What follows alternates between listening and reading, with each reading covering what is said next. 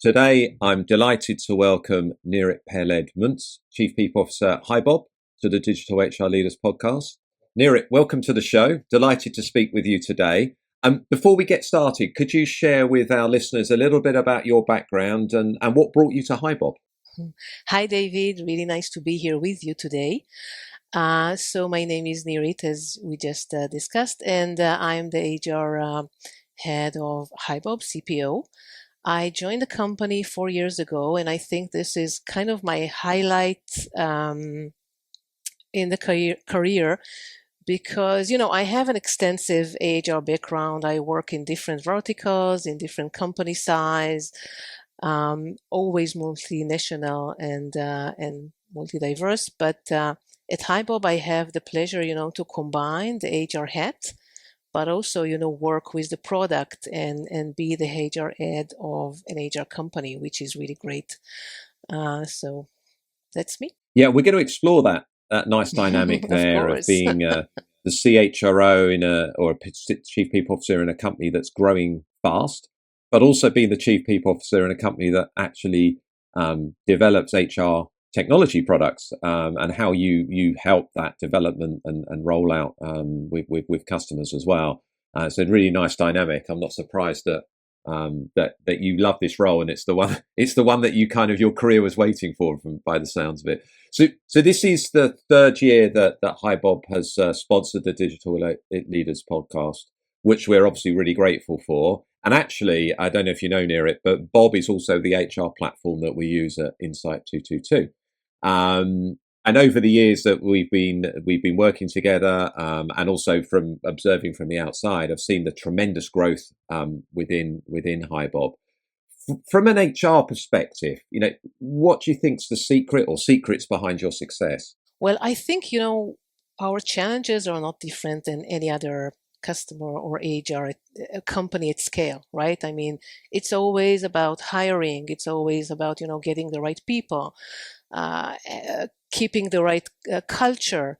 But I think that the secret is, for me, is the way we do it, of course. And I think that the most important thing is that we really are looking to do the right thing for HiBob, right? Like, what is the right thing for us when we scale? So, for example, and how we address those challenges. So, for example, when you scale, I joined more than 4 years ago.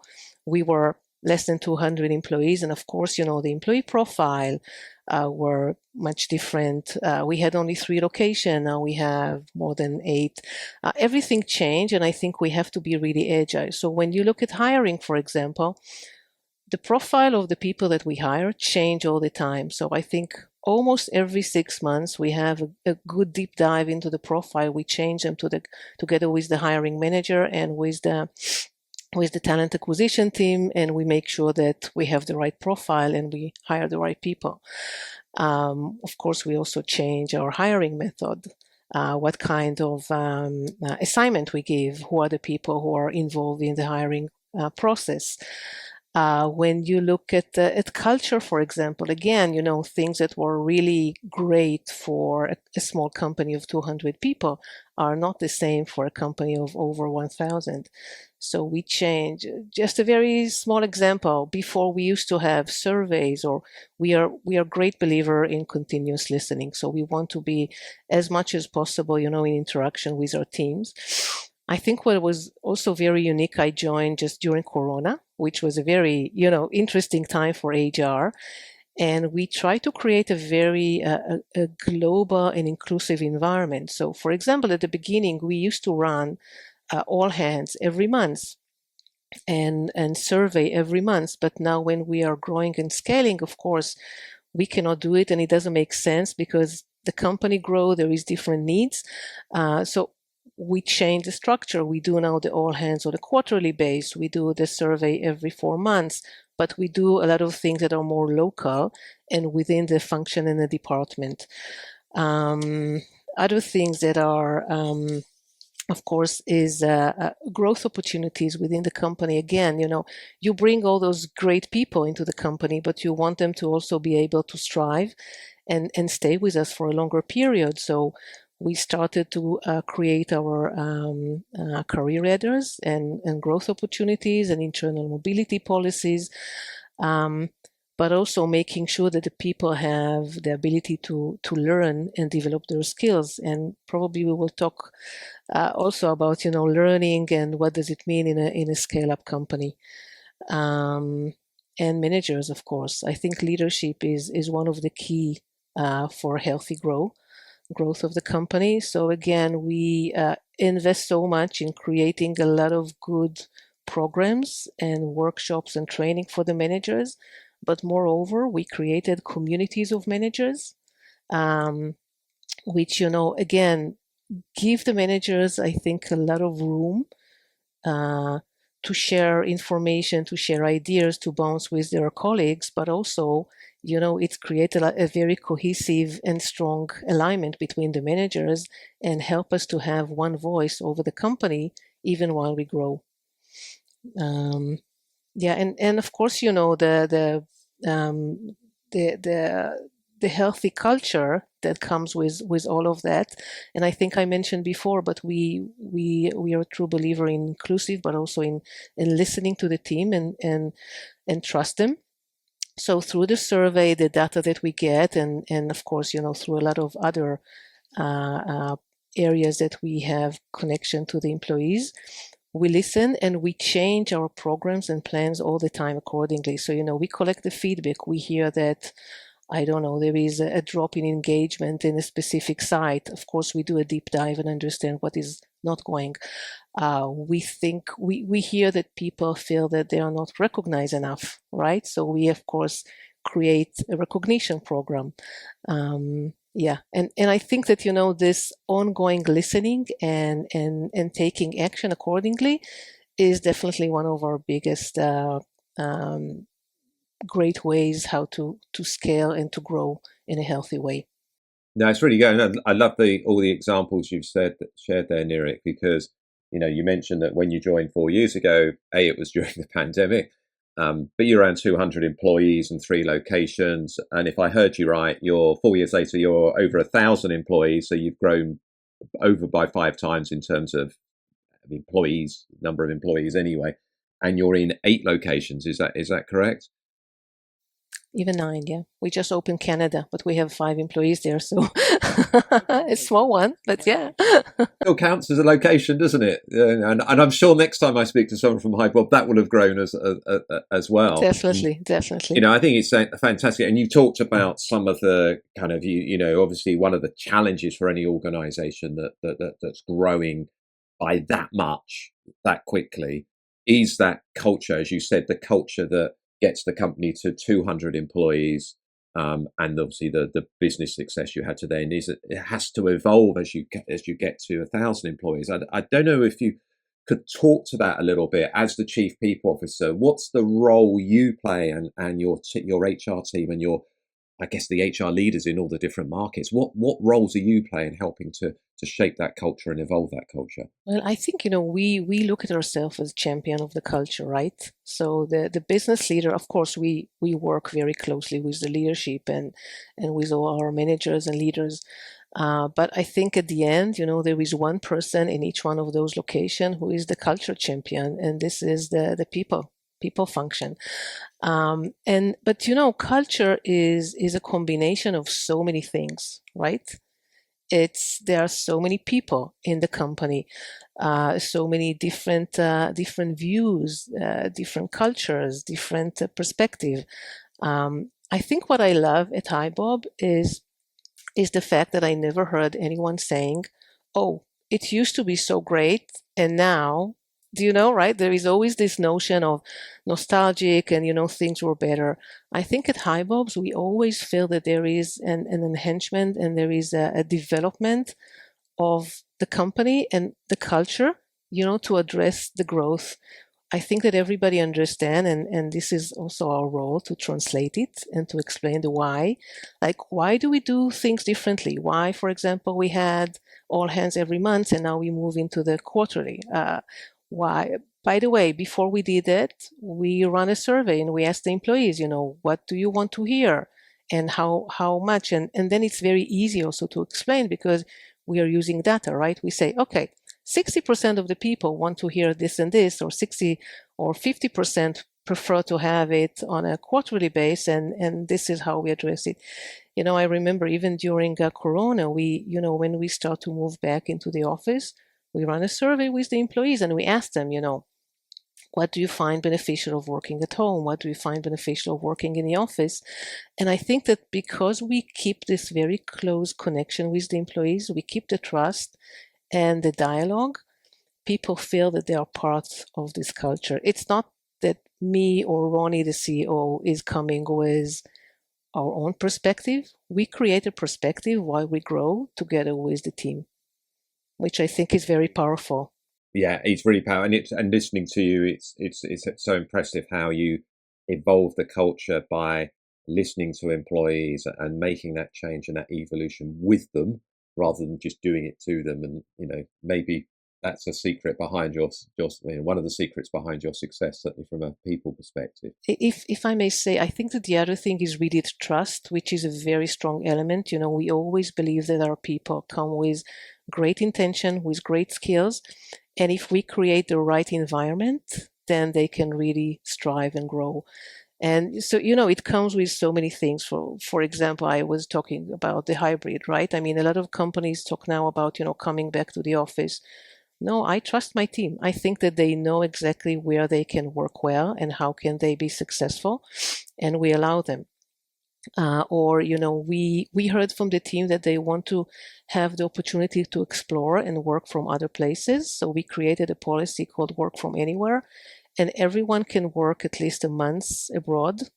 Of course, they need to have the good internet and connection and be at their working hours. But think about this great opportunity. You can go to one of my team is now in Thailand, and he's, working from there, enjoying the beach in the morning, but fully invested in the afternoon. But it's such a great experience, and I think that if we would not trust the team, we would not be able to allow it. Yeah, I mean that helps people, grow as people. I think it's really important, and certainly, we did a podcast episode with Ronnie, the CEO, a couple of years ago, and one of the things that came across, not just that from a business perspective, clearly very visionary and clear on what you were trying to achieve as an organization, Mm-hmm.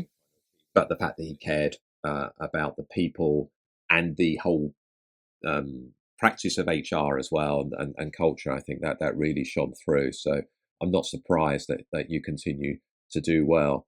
Now, Nirit, as you said this in your introduction, essentially as Chief People Officer of HiBob, you're a super user of your own product. How has this helped you and the organization pilot new features and inspire product innovation? So yeah, of course. I think that one of our mission in the HR team at HiBob is being the super user. And as some of the team members say, we are the model of HiBob. So I think it's a dialogue, right? We come to the product team and say, we need this, and then we have the dialogue how to achieve it. I think one of the most beautiful example I can give you is that when I joined, Ronnie said, let's create our values. And I said, Ronnie, I think it's actually a little earlier. I just joined and we are in the middle of Corona, let's give us a little time to to understand what is going on, and we'll get there soon. And actually, when we started to scale, I understood that it's really needed because we had managers that were hiring people before they even joined, right? It was that crazy.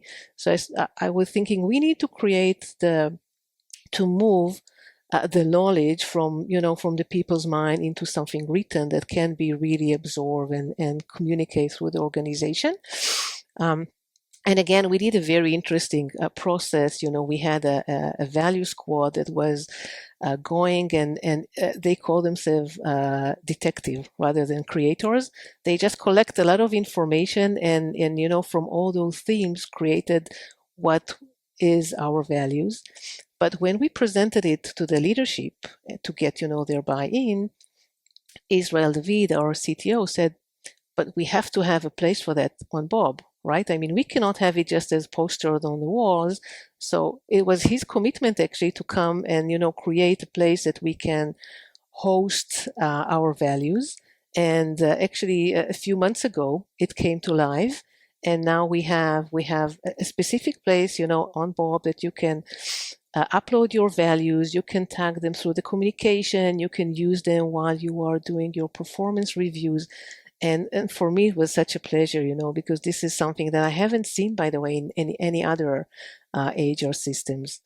Um, yeah, but now we are working on the Bob hiring, and my talent acquisition team was actually part of the product team. They had a weekly meeting with them. They were providing feedback. They were providing insight. Now we did the beta, but now we are in the integration. Actually, we feel a little bad because we are in a hiring peak. So we said we cannot just go live immediately, but we took a bit more conscious process. We start with the R&D because, again, I think that the R&D engineers were really super excited to start to use the Bob hiring. And now, hopefully in September, we will go live fully. But again, through the beta, all those things that you find that can be done better, the employee experience, which is beautiful. And I think it just creates so much excitement and fun, to my team. Well, yeah, it adds variety to their role, doesn't it? Because they're not only doing the traditional HR recruiting talent acquisition role, they're actually helping create a product that other companies can use and benefit from as well. And there is also this vice versa, because we have so many people in product or in CS, even sales, that come from the HR space, right? So it's a very HR focused company. So, putting my entrepreneurial hat on, Nirit, how does HiBob's growth mirror the development of maybe the ideal customer profile that you work with at the company? Actually, I feel that there is a very strong connection. I mean, when I joined, we were less than 200 employees. Now we are 1,000.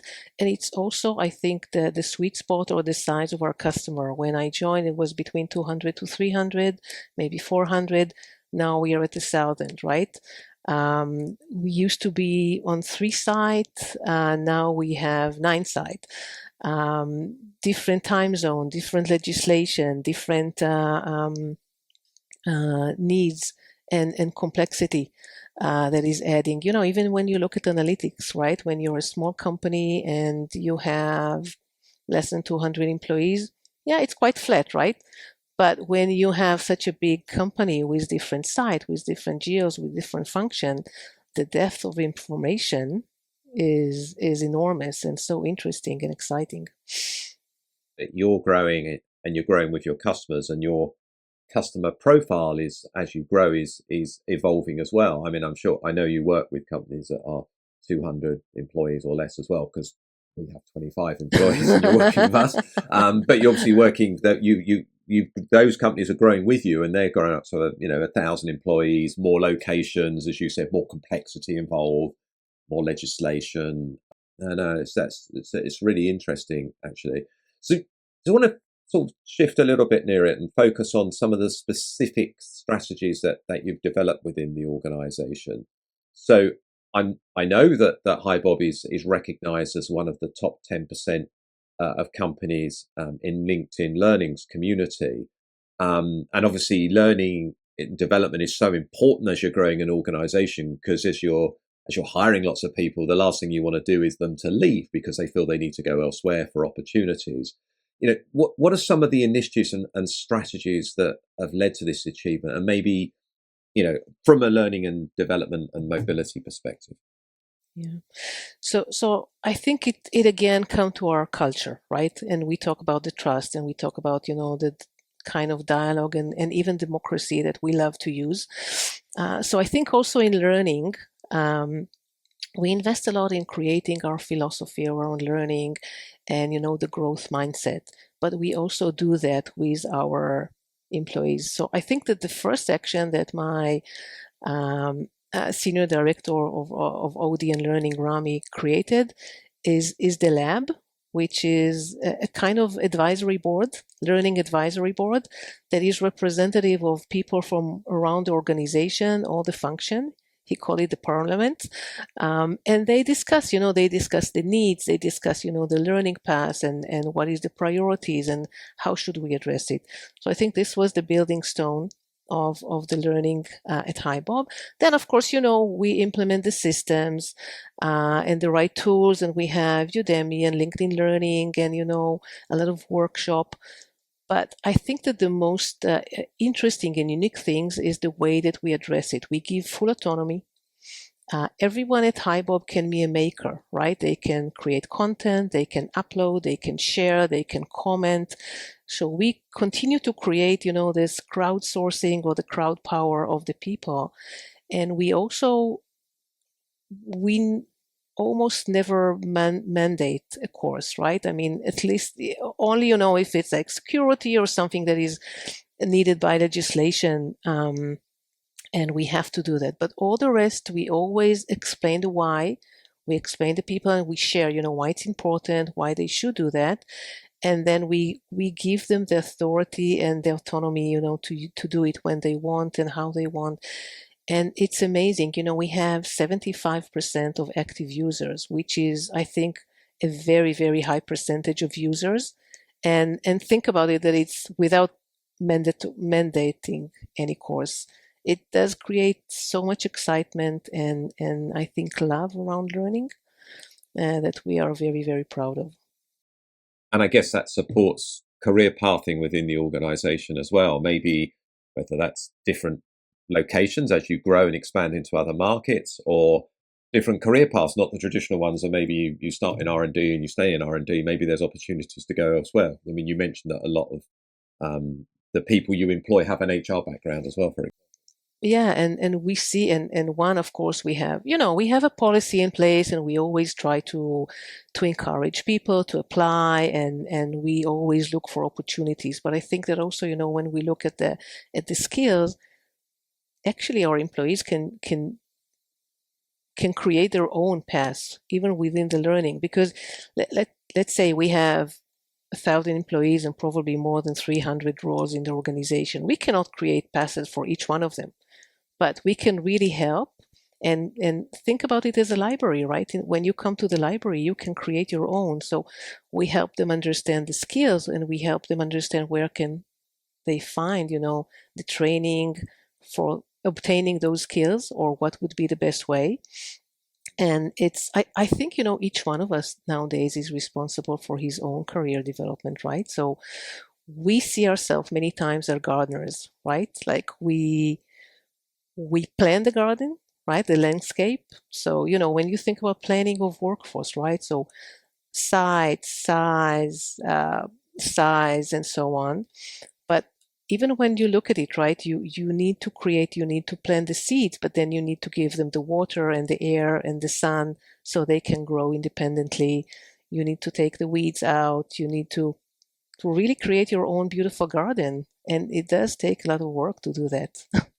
Yes, yeah, we've had a lot of rain in the UK, so the garden's quite enjoying that at the moment. I like the way that you mentioned that you enable your employees to create and curate their content on your learning platform as well, which you're effectively giving people permission to come and plant their own. So you can keep your analogy going, plant their own flowers and trees within the garden as well, which obviously helps the content expand, but also means that employees have an opportunity, I guess, to get involved as well, rather than just be consumers. They can create and curate as well.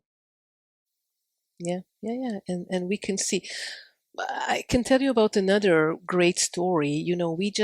We acquired a small company in Lisbon 2 years ago that is helping us creating actually our learning model. And through the acquisition, we started to see, the impact of the culture differences because when you acquire a company, you have a very careful look on the differences and what work and what not work. And actually, two of those great individual who joined us through the acquisition is part of the learning team, and then we came up with part of the dialogue and the discussion is that actually we understood that we need to run culture intelligence training for the whole organization. So we use the culture map methodology, but again, because we wanted people to be very connected and we feel that this is how we act. So we invested in buying, of course, the knowledge, but then we train the trainers and our own people. So some of them are from the people team, but also, people from product, people from enablement, people from the sales organization.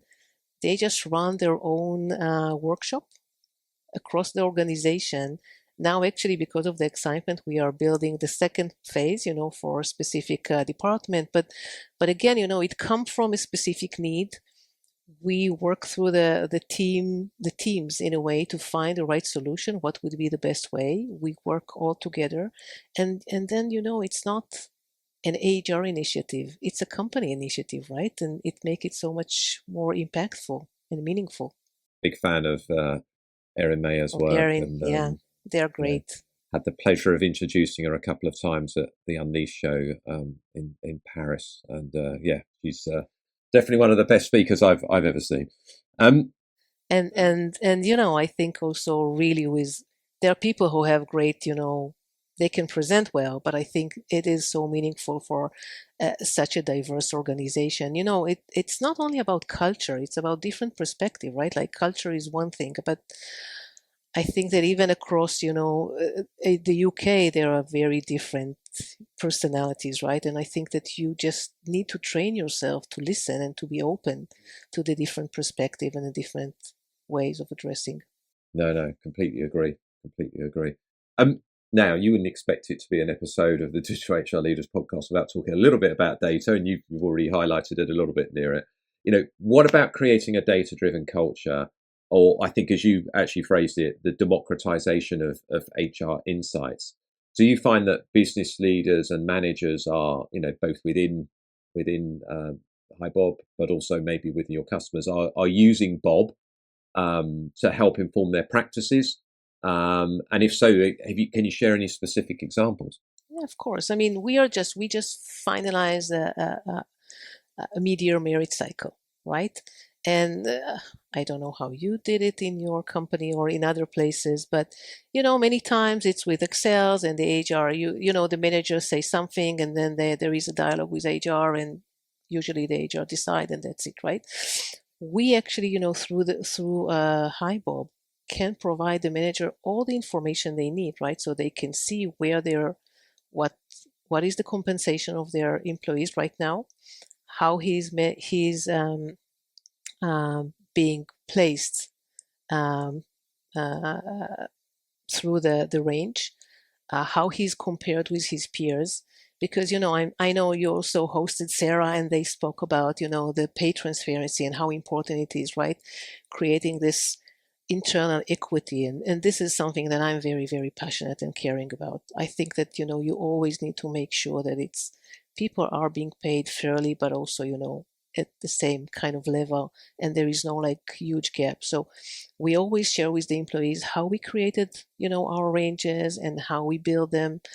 But then when you give the manager the opportunity to use it, and they can see really where the employees, we create eligibility, but then we also give the manager the autonomy to decide where do they need to put their money, right?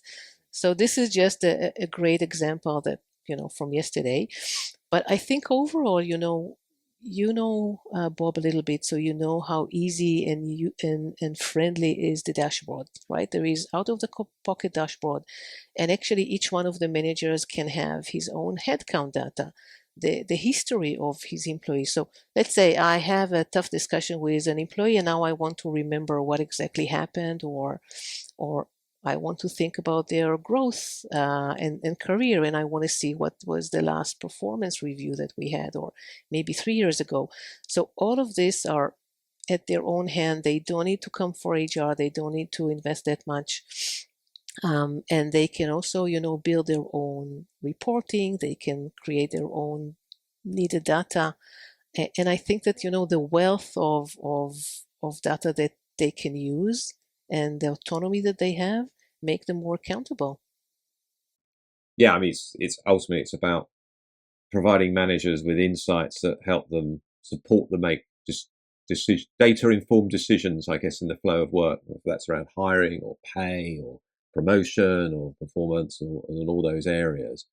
And I guess one of the things, again, that you and the HR team can support the development of the platform is if there's information that you need from an HR perspective or your managers in your company are demanding, then you can actually then help make that functionality available in the platform as well.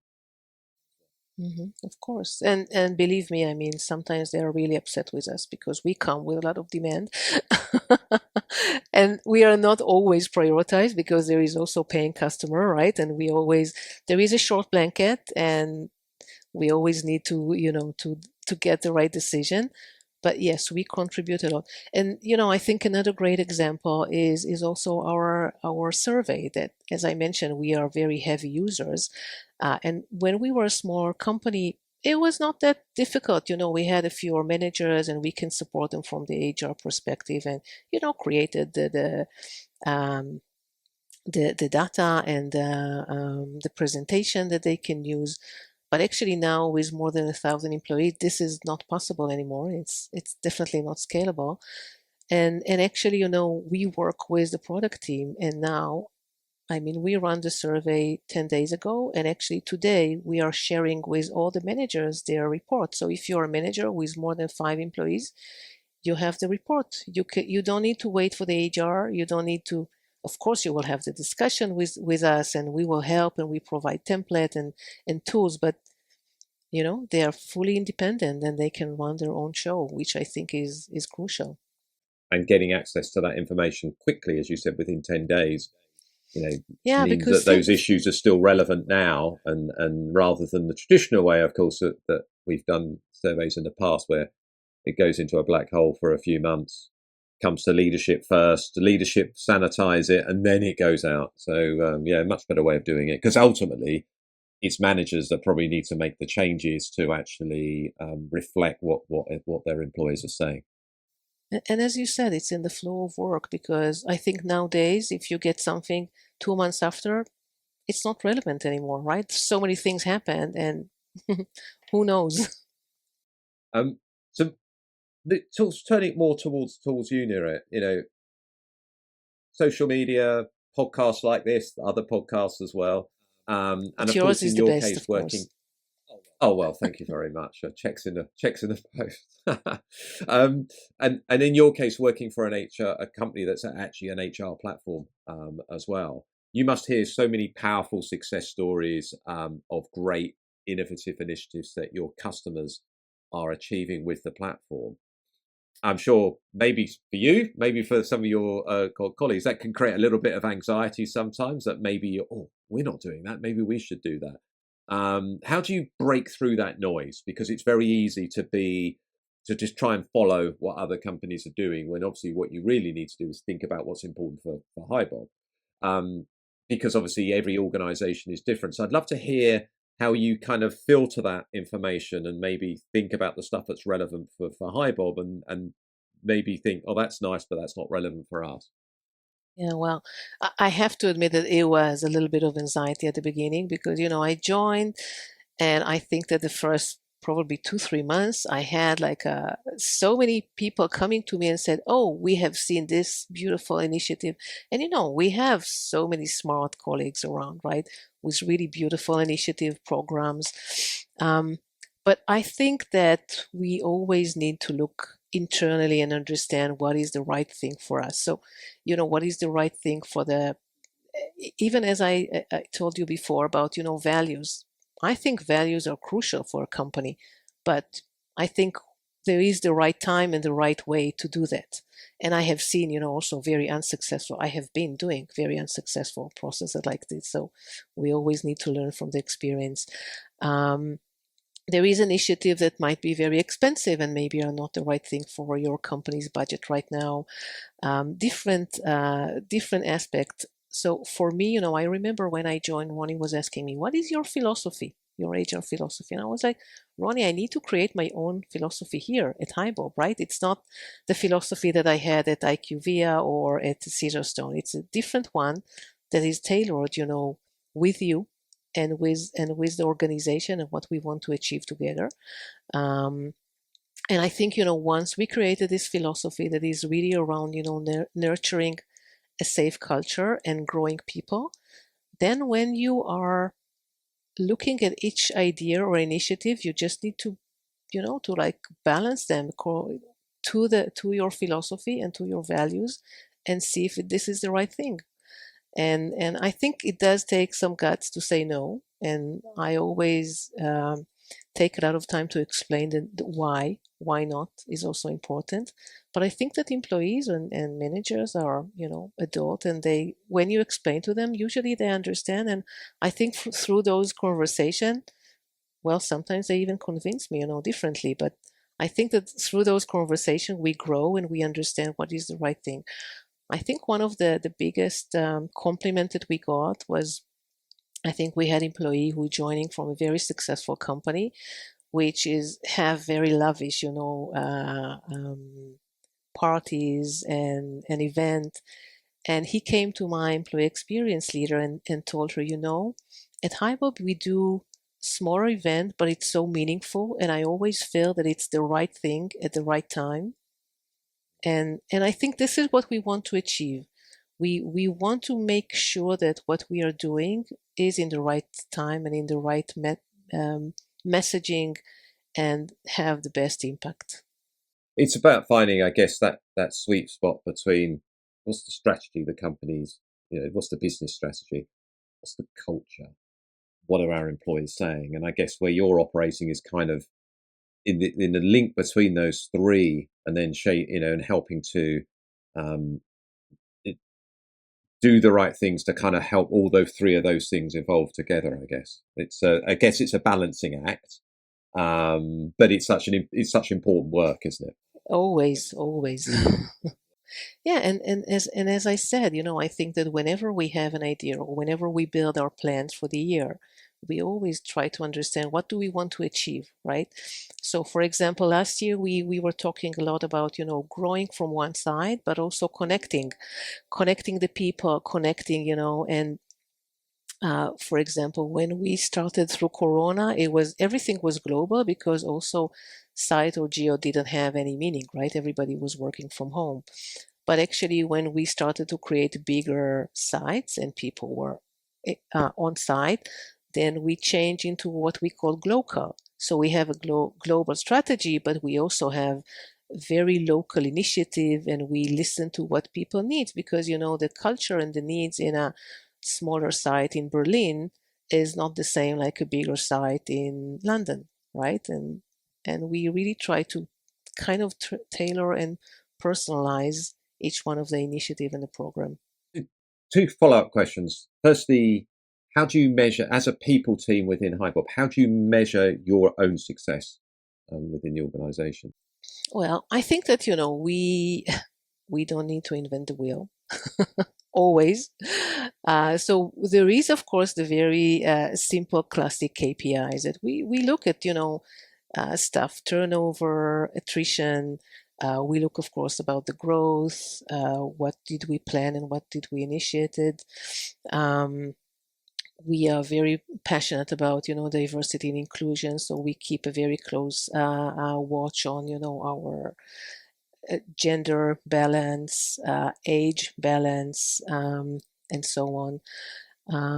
Yeah, so those are the classic KPIs. And of course, we have very, very comprehensive program that we want to make sure that we are implementing in the right time for our bobbers.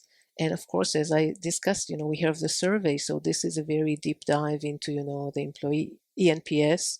Again, we are very proud. We have around 50, which is extremely high. And we look at the different, so if we invest in the leader communities, we want to see that there is a good, representative of that in the survey. And we carefully look, if there is any drop, of course, we put more attention.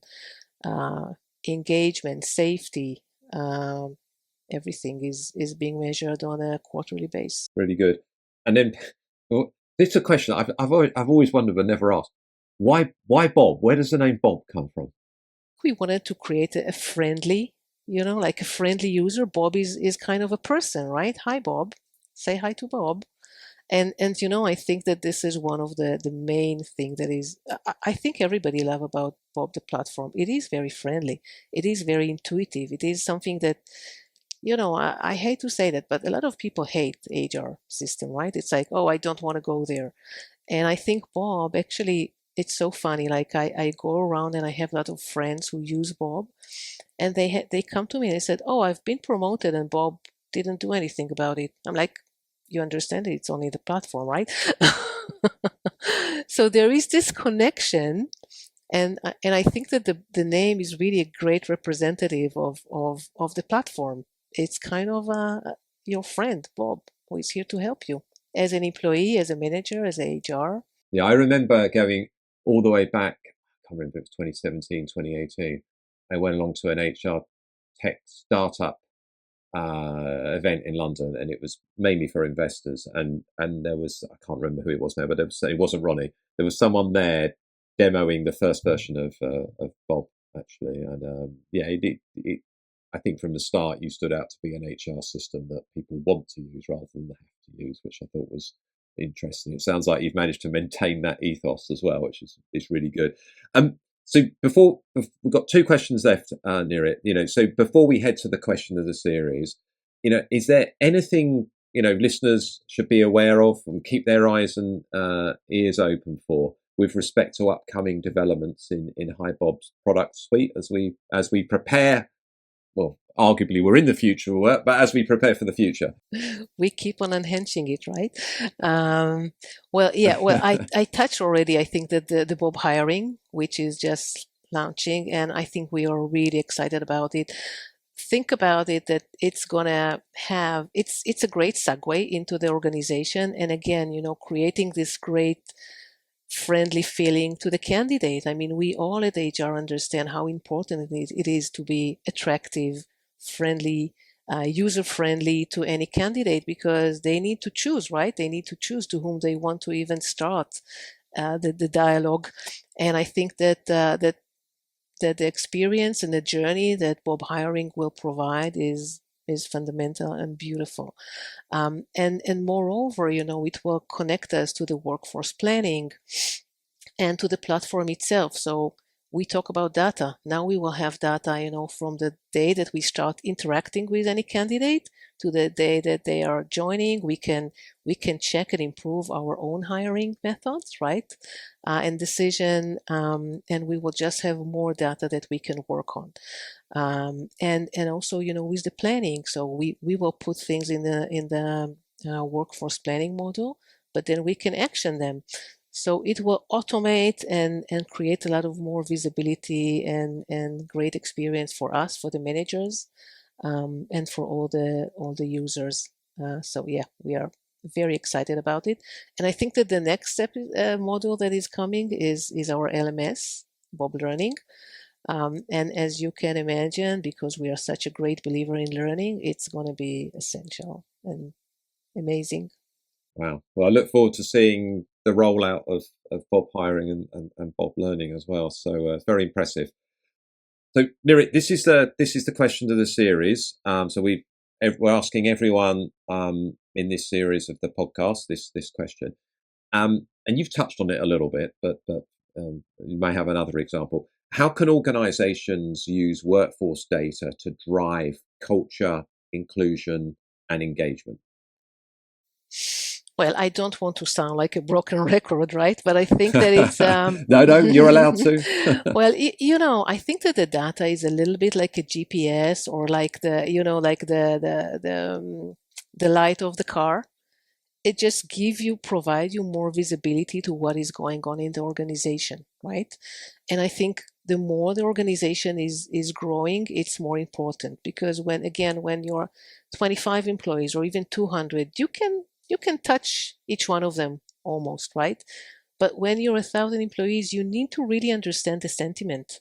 You need to listen to them, and you need to get and I think if you use the data smartly, you can be very proactive in the way that you're addressing it. And as we talk, we want to make it quick, on the flow of work, so people will have all this data and they can get their really smart decision on almost on a daily basis, right? Like we feel something is not working there. Okay, let's have a deep dive into the data. Whenever we, for example, look at data, we always slice and dice it. So we don't always, we don't only look at, let's say, the engagement, but we slice it according to the site, according to the gender, according to the maturity or seniority in the organization. We always look if there is anything that we need to address. And I think that when you have the ability to have this visibility, it gives you so much more power and better decision making and actions. Yeah, I really like that. Data like the GPS, it helps you understand what's going on in an organization, as you said, particularly as you grow and scale quickly.